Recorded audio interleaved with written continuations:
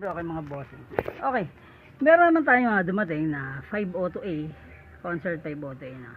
Kung mapapansin nyo, yung vessel niya sa harap, medyo goldish. Medyo may pagka-gold. No? Yan yung harap niya. Pero class A ito mga bossing. Diba? Kasi kung mapapansin nyo, per channel, meron siyang 4 na transistor at 4 na transistor. Tsaka yung kanyang board. So, class A talaga ito mga bossing ha. Pero parang ganito yung ano natin, yung concert wannabe natin ha. Di-expose yung nakaraan.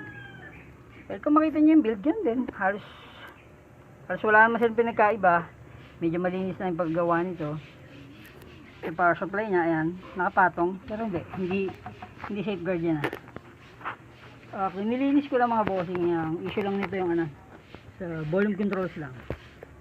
Ayan, kung makikita sa likod, may concert na nakalagay. Yep. Hindi pa sama nito eh. Oh. Pero kung ako tatanungin, Class B.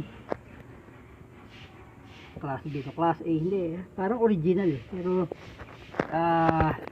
ano ko dun sa, ano niya.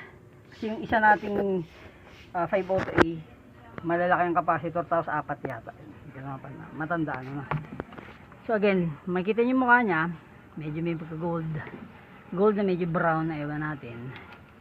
So, yan lang. Check lang natin kung okay. Pinakita ko lang sa inyo yung laman para at least no-compare nyo yung mga differences ng mga circuitry at saka yung mga buo nila. Kung may mapapansin nyo, may ano eh, minsan may gawa nito na ano eh, so, parang barubal. Yung last natin na ano, medyo magulo yung ano nun, yung pagsalpak ng board, kung saan nakaharap yung yung heatsink. Medyo magulo yung sistema niya, ibig sabihin. Tapos nakapatong sa bakal yung power supply. Pero anyway, ito okay to. Op, ayan.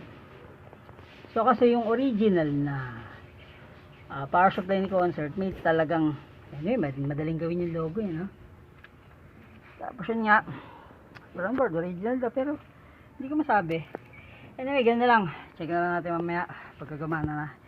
And let's run.